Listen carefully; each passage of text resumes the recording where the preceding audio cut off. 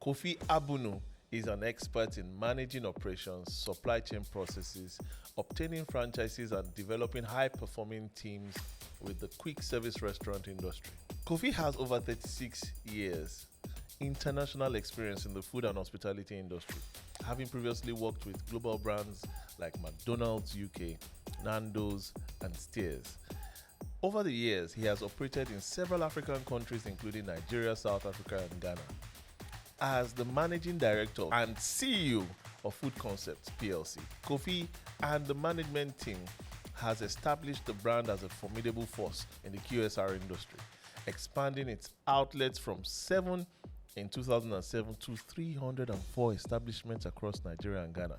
Kofi has a diploma in hotel management and a BA honors in international business and marketing.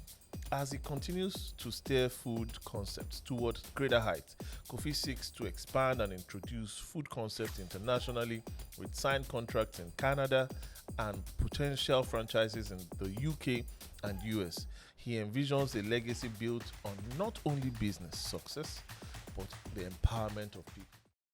I mean, first and foremost, you have to be in the right frame of mind to be able to do certain things. So for me, my parents, my wife, my family are first and foremost, always.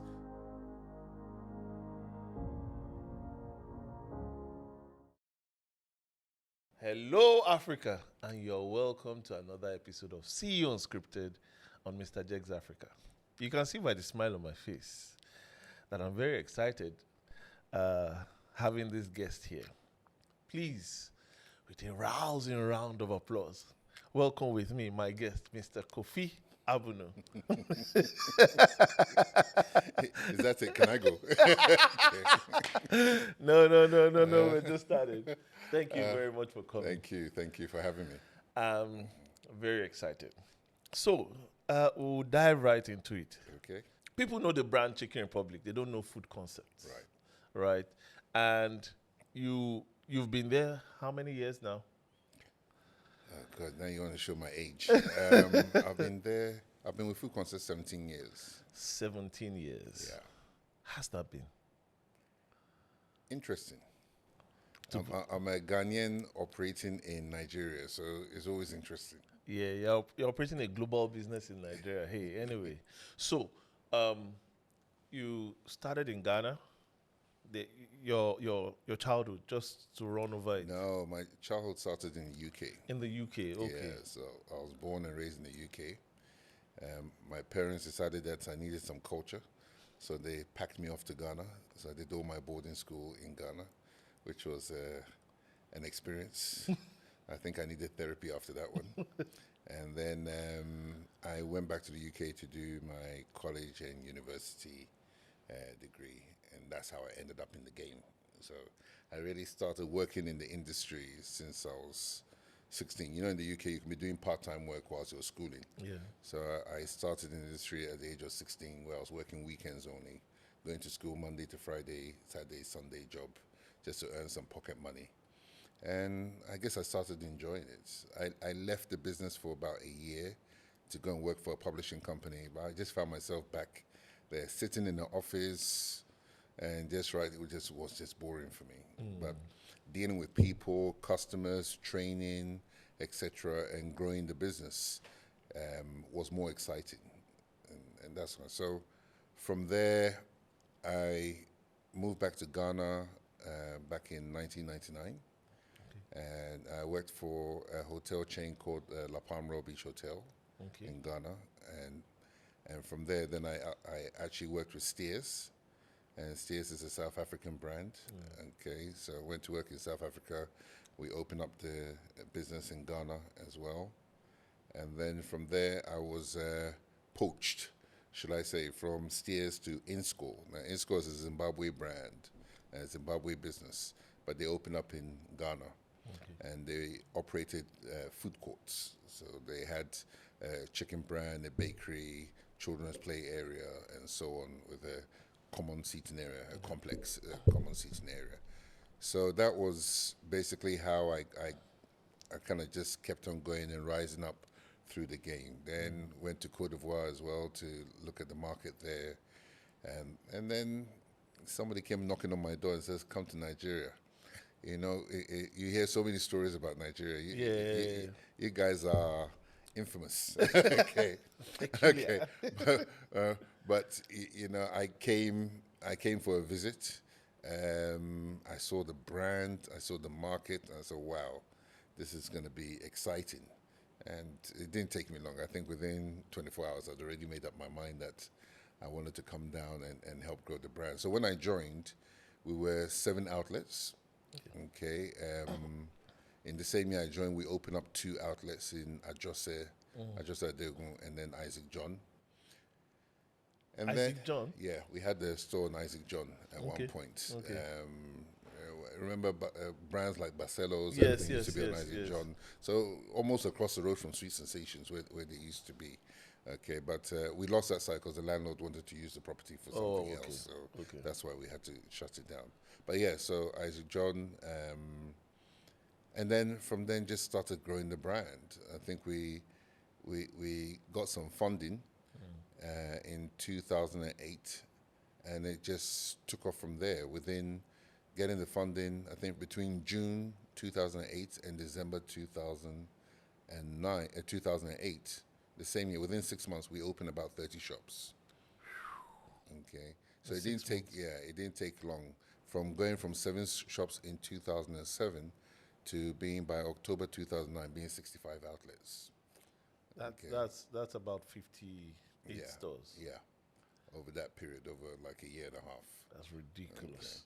Okay. When you borrowed money, nothing tells you to move fast. You have to pay the money back, so you have to move fast. Yeah, that's true. You have to move very, very fast. Okay, so it was debt financing. Yes. Okay. Food industry is not easy to scale. I've seen businesses shut down across Africa, but I've seen Chicken Republic grow from 7 to 304. There must be something you're doing right. Because I've seen other brands shut down. I mean, legacy brands go down, like reduce the number of shops. But I see Chicken Republic growing. What will you say makes you stand out? Like, what strategy? Everybody, okay, so this is my question. This is why I'm asking this question. Everybody going into a championship is going with a strategy to win. So everybody starting a business started with everybody. So you can't just say, "Oh, it's the strategy." You can't say it's the goal. Yeah. Everybody's goal was to most people anyway. Yeah. So you can't say you still have the same challenges. People you have. So what was different? So look, every business goes through turbulence as you're growing the business. One will say the first thing is God, and the second thing is luck. Okay. Especially in Nigeria, because you never know what the country is going to throw at you. One day it's, you've got trouble with importation challenges. The next day they've closed the border, and so now we have never ever imported chicken. Yeah. We've always used local supply, but when they closed the border, it impacted us because now everybody was buying locally. Okay, so obviously we got affected, and that became a challenge, especially when you're only using one protein. You went like other eateries that had beef and other eateries. So every single time there's one challenge or another. The 2022 was the rise in diesel. 2020 was COVID, and so on. Which, during the COVID time, we were very proud of ourselves because one, we didn't let go of a single staff. 2, we paid full salaries throughout the whole period. And 3, we still opened 40 outlets between the 2 brands of Chicken Republic. I'm sorry. Please don't lose that train of thought. Yeah. I want to dwell on the first one. Yeah. You didn't let go of a single staff. Not a single one. Everybody got paid full salaries throughout the period. Okay. How did you? Okay. So basically, it's from how we built the business coming up from the previous CEO and the management team. It's basically how we'd grown the business and what we started with. When we did the refill meal at 500 Naira, it was coming from, how can I say, from a desperate place. Yeah. Okay, where we just said, something, we've positioned the brand to a point that people feel it was an aspirational Yeah, it was brand. bougie. Exactly. And we thought, look, this meal can be afforded by everybody. Sometimes it's almost like one of those things where they say 100% of nothing is nothing. 1% of something, Yeah. is rather is, Yeah. is more important. So we decided that, look, something, it's best to drop our margins, okay, and get more customers eating In fact, I'm going to go into that question, but Yeah. I was surprised when you said you didn't let go of any. Yeah. A lot of people were just cutting their losses quickly. People lost their jobs across the globe. So why did you do that? You didn't know when. You didn't know when the lockdown would end. Yeah. You didn't know what. So were you just going to? Why that decision, really? I think that decision because we were in a growth phase. Okay. And because we were in a growth phase, we'd spent a lot of money training people. Okay. And we had several shops already in build that came to a standstill. And you didn't want to lose that. You didn't want to have to go back and start all over again.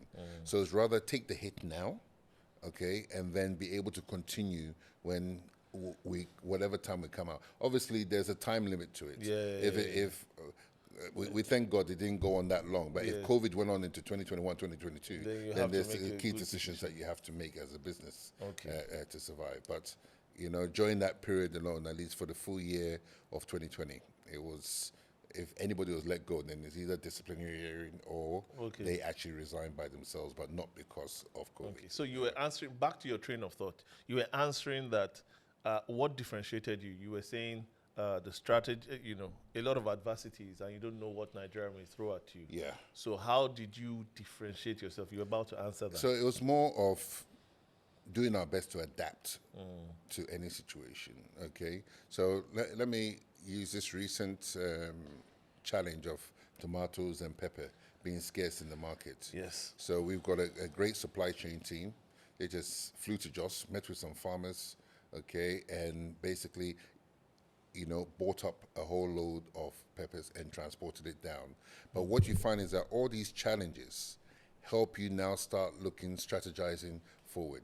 So he said it's almost like you've got to look for the positive in the chaos, okay, in the negativity of what has happened. You've got to look for the positive in the chaos, in the negativity. Right. So what then happened was that, okay, well, look, strategically for our size, we should have farmers that are only growing for us. Yes. Okay. And this brought up that opportunity. You understand? We had instances where, one of our kills was knocked down by Lagos State. Yeah. The claim was safety. Well, it's Lagos State, so we can't go against it. But once again, the opportunity presented itself that, okay, well, let's remodel this store. Let's put that Pie Express brand inside that store. It's off the car park. We've created more car park space for customers. So you try to look for the positivity and adapt quickly.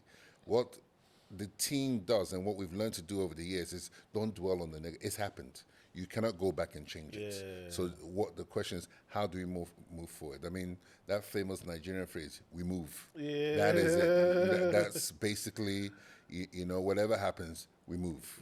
And we just keep on adapting. And that's basically what's helped us. That's beautiful. Thank you. So, to the famous 500 Naira meal. Yes. I know the story, but I want to hear. I think it was a strategic move.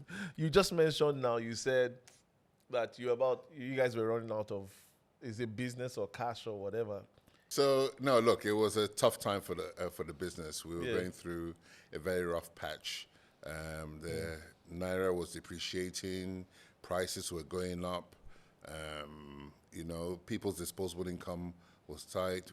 There were talks of us heading into a recession and so on. And business had to go. I think at that time, we had like about 1,000 employees, almost 1,000, just about 900 and something employees. And we had to make a decision, okay? And we just thought, look, we can either fold our arms and watch the business go down, or we make a plan. And luckily, and I wish I could take credit for it, but I can't. I've got to give credit to the former CEO that was there, the one I took over from. But he came into the office one day and said, look, why don't we do one piece of chicken and rice at 500 Naira?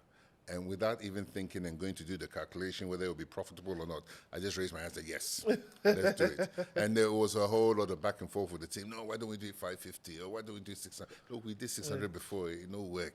500 Naira is one note. That one is easy, transactional, no, let's just do it that way. How many stores did you have at that time? At that time, we had 46 shops. Okay. Okay. And so you can imagine, 2009, we had 46 shops. We had 65.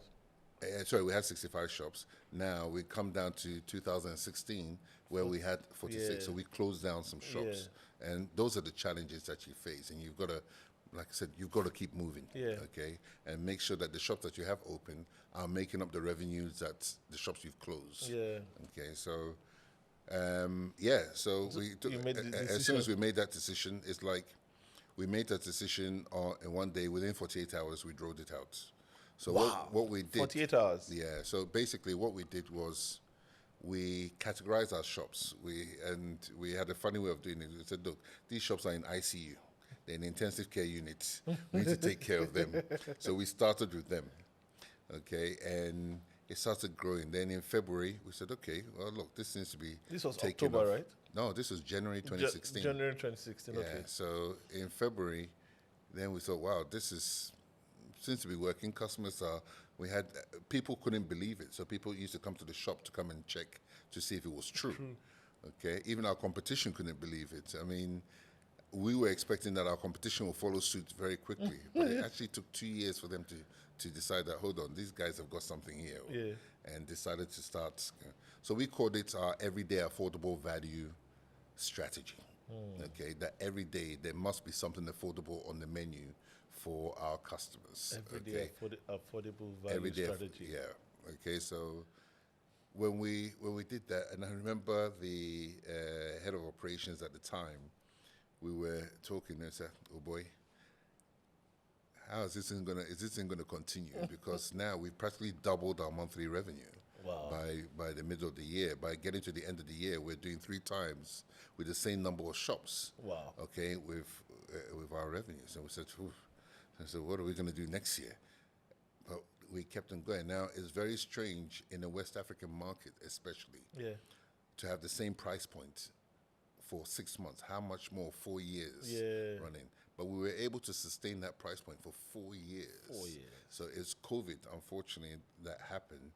That drove prices across the market. China became very expensive to import things from China because containers were not going back. So people were now having to buy new containers all the time. So that increased the cost of the materials that were coming in. Chicken and so on, the feed was going up. And then unfortunately the Russian-Ukraine war started, and then maize and soya became expensive, which are the key components for the feed for chickens and so on. So poultry farmers started struggling, and then you had chicken going from when it used to be like 900 a kilo, then it became 2,000 a kilo.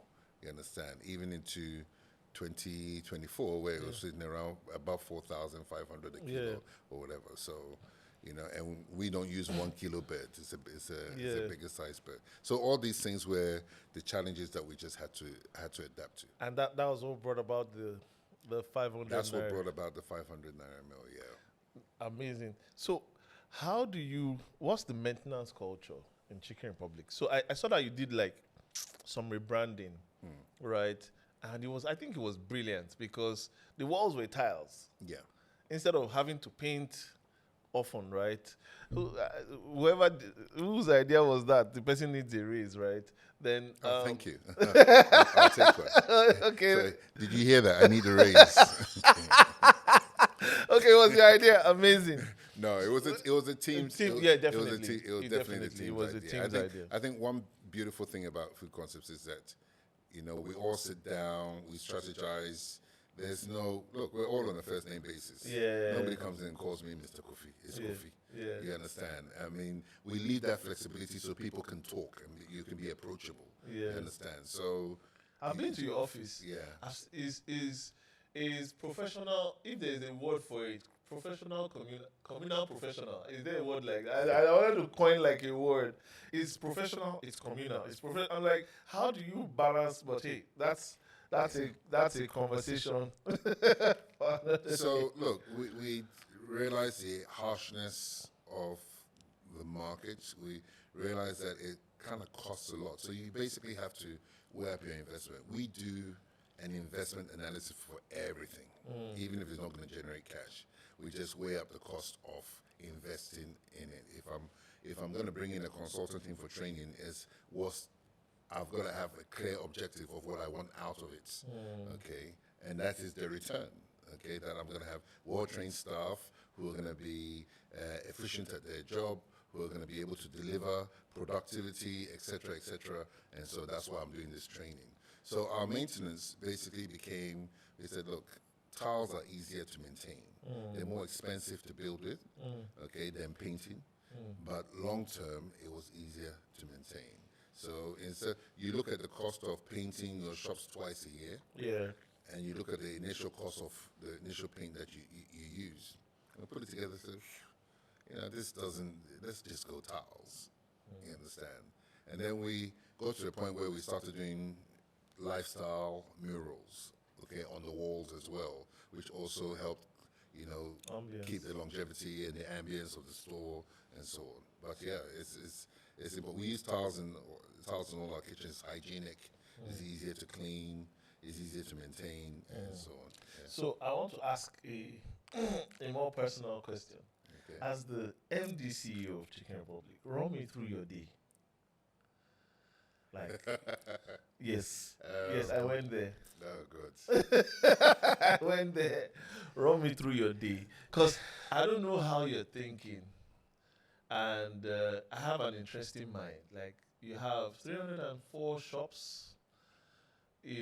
I have a lot of questions after that, but I want to know. First, run me through your day, then we'll pick it apart. I have, no, let me rephrase that.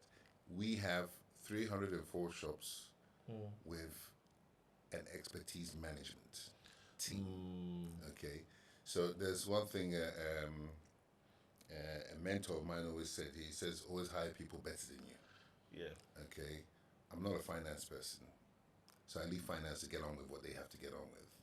I'm not an HR person, so I leave HR to get on with what they need to get on with. I understand a bit about supply chain, Yeah. but I'm not always up with the modern trends. Yeah. So the supply chain director, I leave him to get on with it. You understand? Well, my job is to coordinate all, and you set the vision, set where you want to get to, and basically support the team. So for me, as far as I'm concerned, my job is to support the rest of the team in being able to do their job. My job is not to come there and say, okay, we're going to do this, we're going to do that.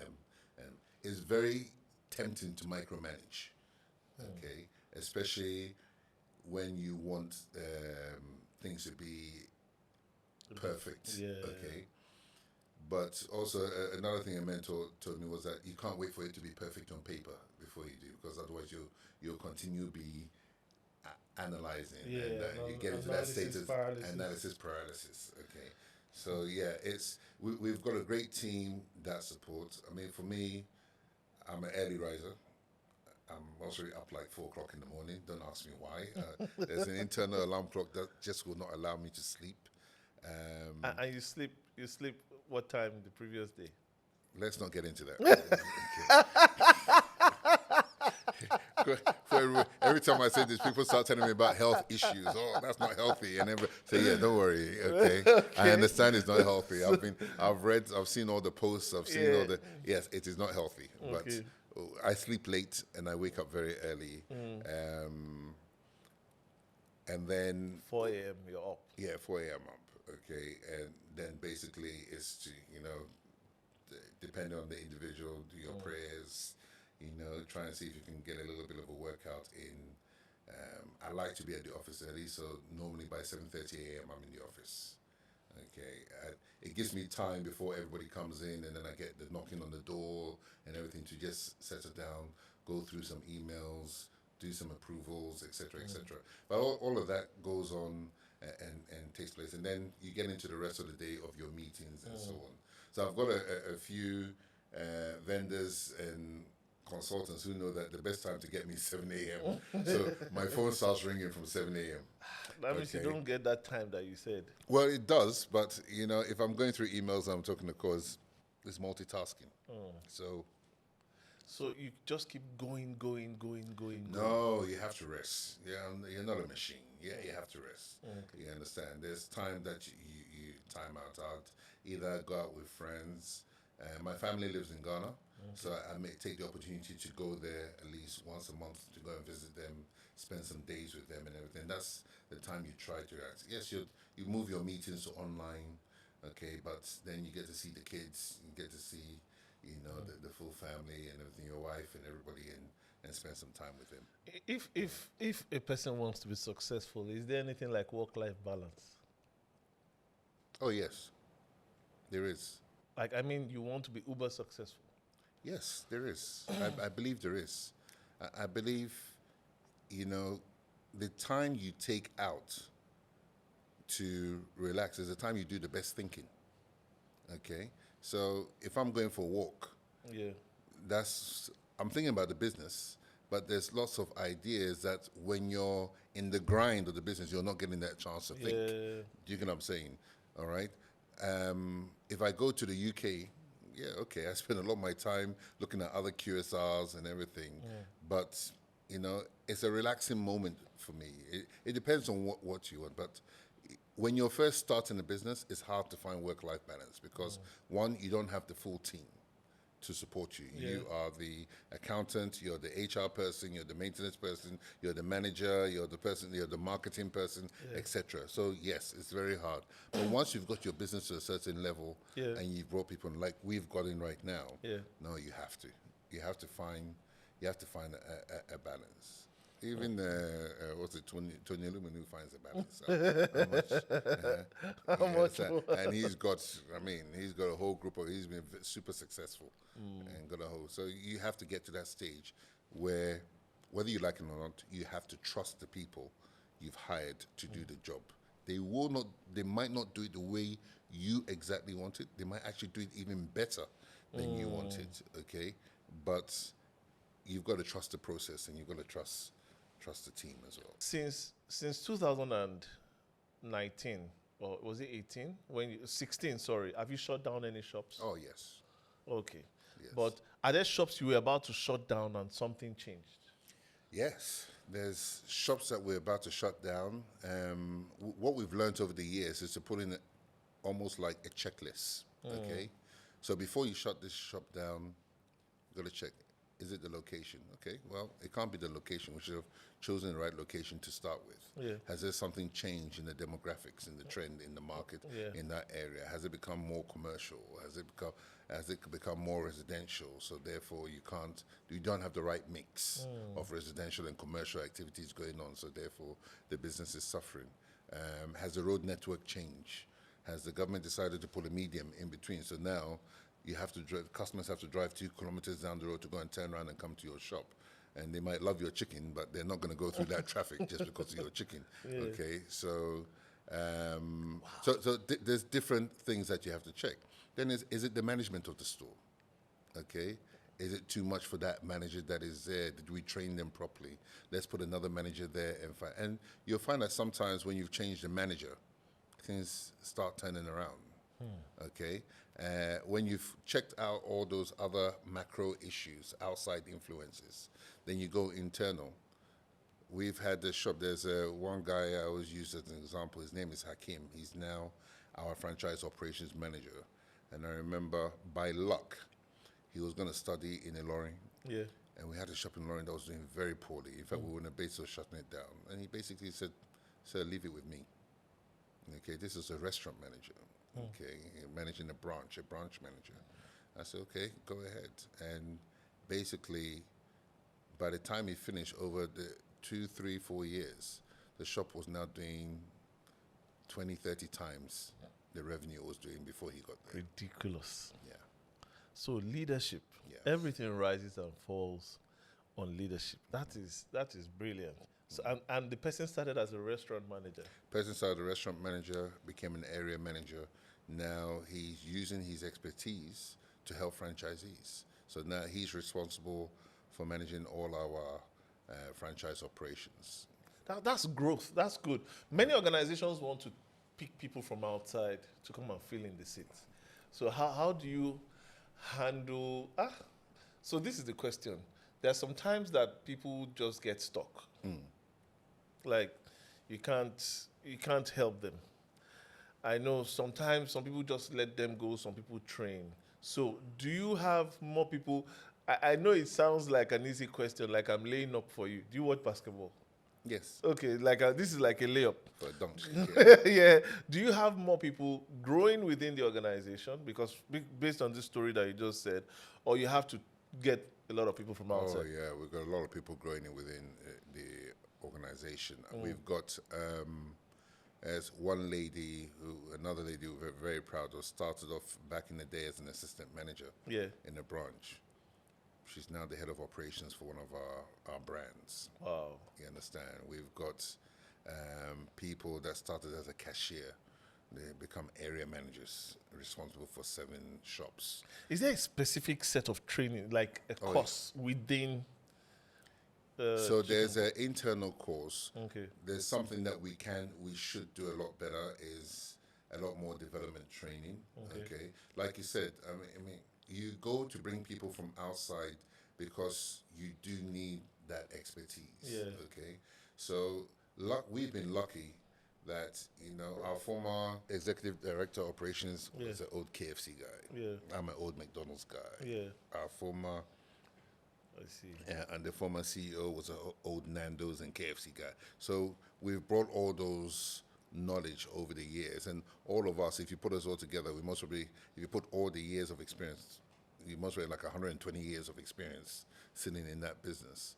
The question is that how do we, KFC runs different from McDonald's, from other brands. Yes. Okay, so how does Chicken Republic as a brand, okay, coordinate that and take the best out of that and make it their own?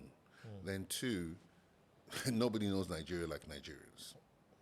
Okay, so either if you're an expatriate, then you've lived in the country a long time and know how it rolls. What we find is that people that come into the market from outside that have never experienced Nigeria, it takes a long time for them to get to grips with how the market operates. Because it's not just about cooking the meal. Yeah. It's about how you deal with local governments. It's about how you deal with staff. It's about the culture. It's, the customer. We don't like to queue. Yeah. Okay, so whether you like it or not, I think it's only in Nigeria we don't like to queue. When I've seen us queue outside, but when we're in Nigeria, we don't queue. Okay. So it's about it's about understanding that and not getting offended by it, but understand that look, it's just part of the culture. It's something that you have to educate and manage and put some controls in place to make it. Even for your cashiers, okay, it's teaching them that. Oh, I'm sorry, sir. I think this gentleman came before you. Would you mind? Sorry, I'll be with you in just 1 minute, and then move on. Training them to do those kind of things, and yes, sometimes you get it right, and sometimes you get it wrong. But the point is that to keep on moving, we move. So, as I love the structure that the team has built, and good. But are there times when you just want to throw in the towel, like maybe tough challenges? Every CEO has that time. I'm sure one viewer is like, okay, it's been perfect all along, but other times you just want to heck it and just like throw in the towel. Not for me. Okay, it hasn't been perfect all along. Yeah. There's times when it's stressful, depressing. You're exhausted. You just realize, okay, look, let it fall. Okay, I'll pick it back up later. You understand? But I think when you're passionate about something, you never give up on it. Okay, when you can, and you'll see a lot of. I think the encouragement we get from a lot of our customers, from a lot of outsiders that say, "Hey, look, you guys have got a great brand. We love what you're doing. Keep it up." We said, "Okay, well, maybe it's not that bad." I'll go to social media can be quite punishing. Yeah. Okay, so you'll find on social media, it's like, their food is this and their food is that and whatever. And then you go out somewhere and say, oh, I really love your this and I really love. So, oh, really? Okay, well, maybe it's not that bad. Okay, so okay, all right. Maybe it was where the person went to eat that time. Maybe.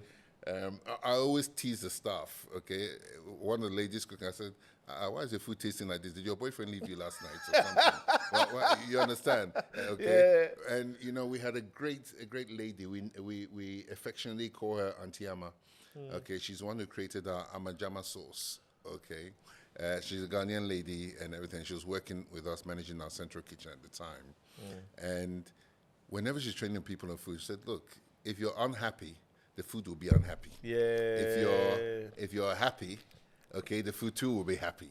You don't have to do much for the food. So if you've got a miserable person cooking, the food is going to taste miserable. Yeah. Okay, so when you hear us chant nice, nice and everything inside the shop, it's to motivate us. It's to ginger us up and keep the happiness. How you have the Nigerian lingua to ginger to Yeah. 17 years. You had to rub off for me it's somehow. it's not beans at all. Then you mentioned nice. Nice. Nice. What is nice?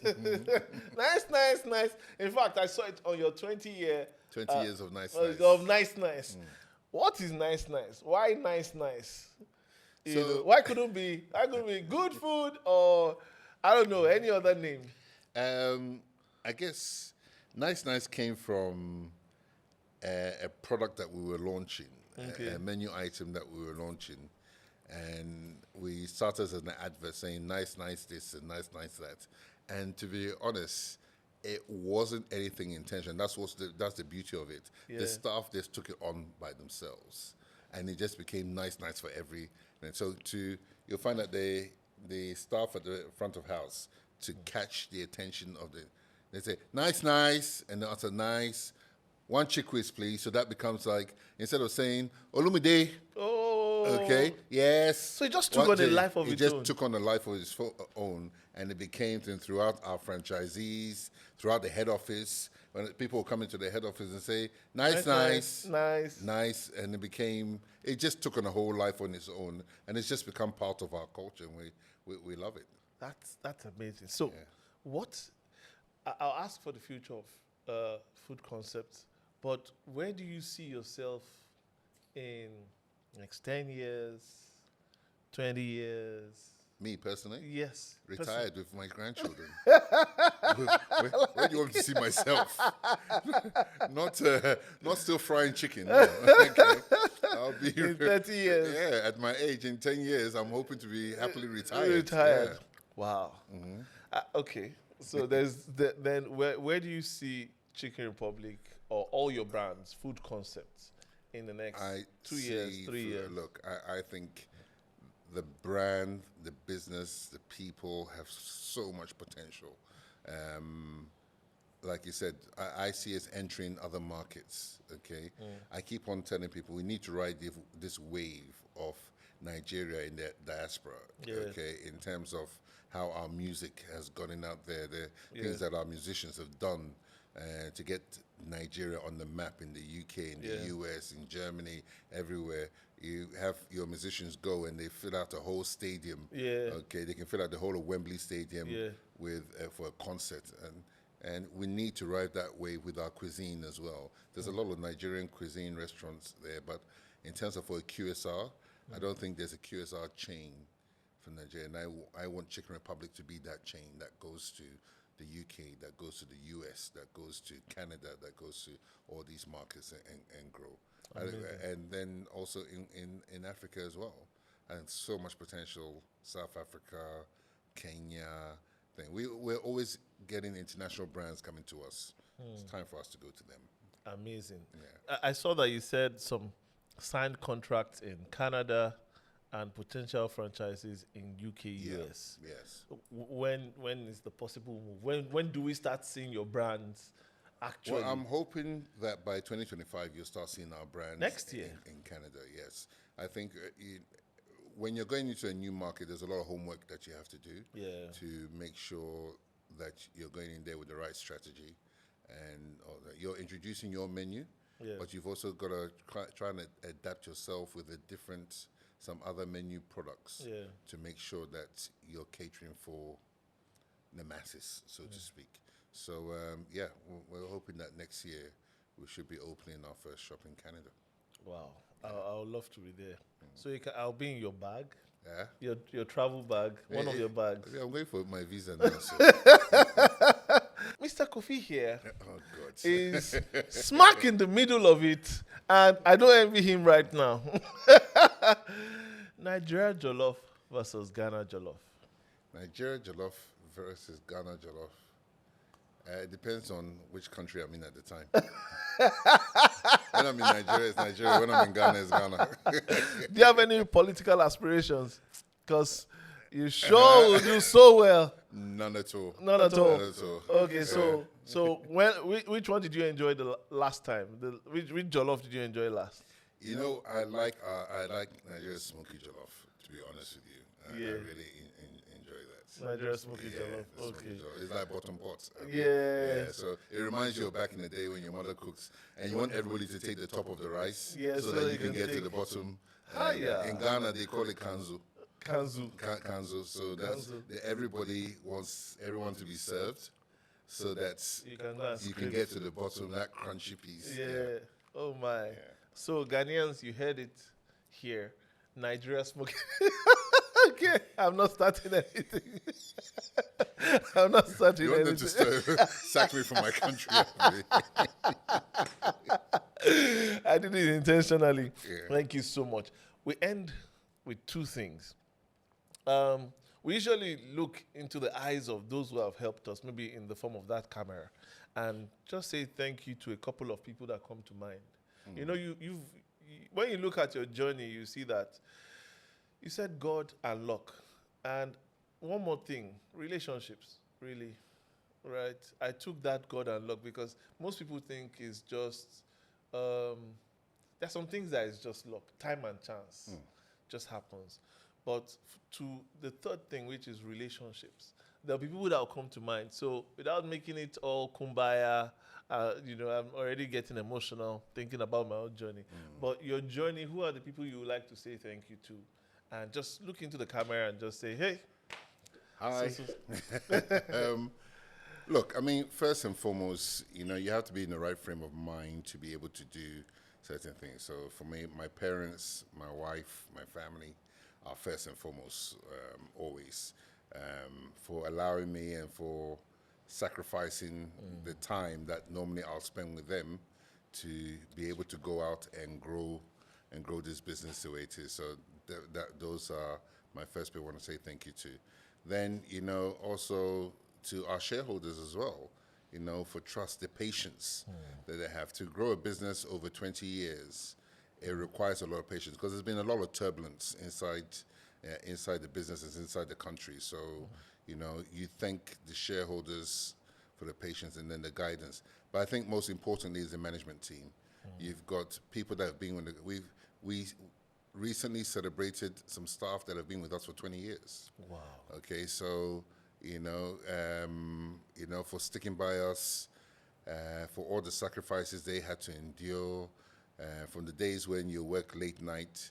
The management team, there was one time where we were doing a budgeting session and we were still in the office at 1 a.m. Wow. Okay, so, those are all the sacrifices that people put through to make sure that the business is a success and that we can all get rewarded for it. So, I mean, I think when there was never any just one person, okay, but I think it's your family and your work colleagues that make it happen. So, Amazing. So, thank you, Mrs. Abunu. Thank you. Both of them. Both of them, yeah. Mr. and Miss. I was going to say Mr. and Mrs. Abunu. Well, you got Mrs. Abunu, my mother. Yeah, and then Mrs. Abunu, Abunu, my wife. your wife. Yeah. So I was going to say thank you, Mr. and Mrs. Abunu, for all your support. Then the second thing we do is to look into the camera and speak to the young Kofi Abunu. Oh, good. Yes.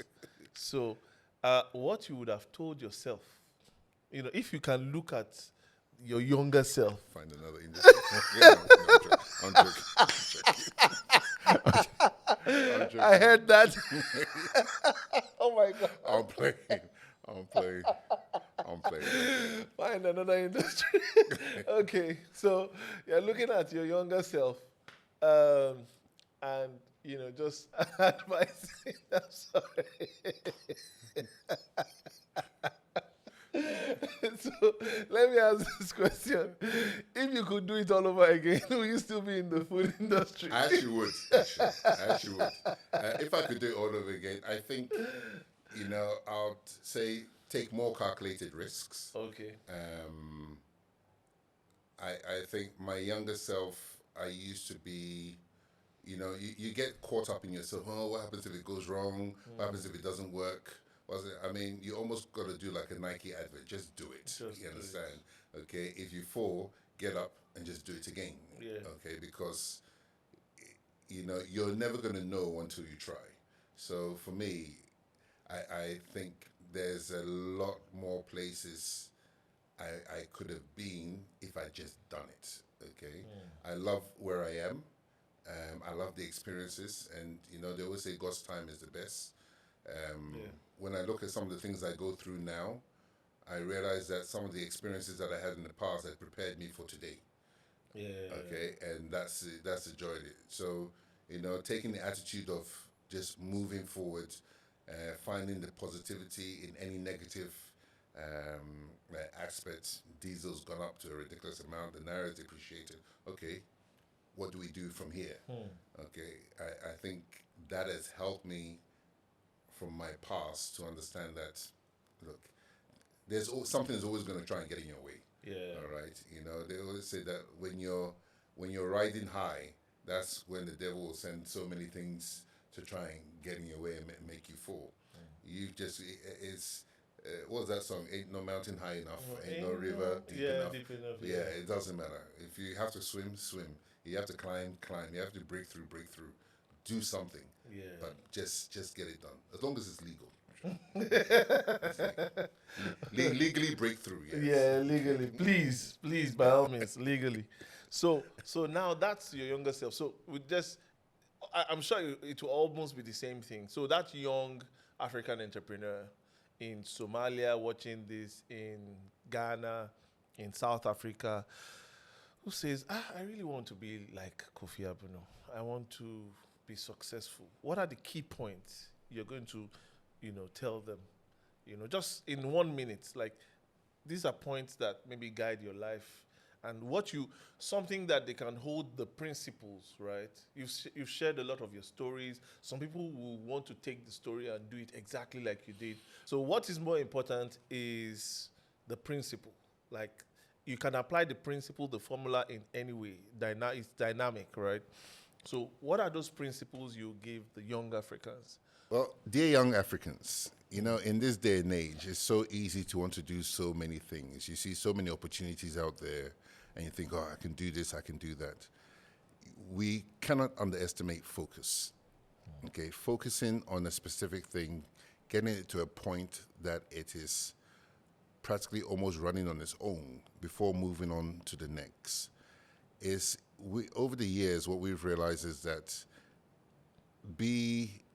you cannot be everything to everybody, and you cannot be get into this business and that business. So it's very key to focus. 2, you can't do it on your own. You need people. Okay, find a mentor, find somebody who's been in that industry that you're getting into before, and make sure that you're seeking guidance. Basically, for lack of an excuse my phrase, be a pain in the butt to that individual. Okay, so that you're always learning. Okay, and then 3, spend some time with yourself. Okay, in terms of take a break, because it's during those moments that some of the greatest ideas are going to come to you. All right, so take that break. Make sure you make, if not a mental note of it. If you're like me, I can't make mental notes. I have to write it down immediately.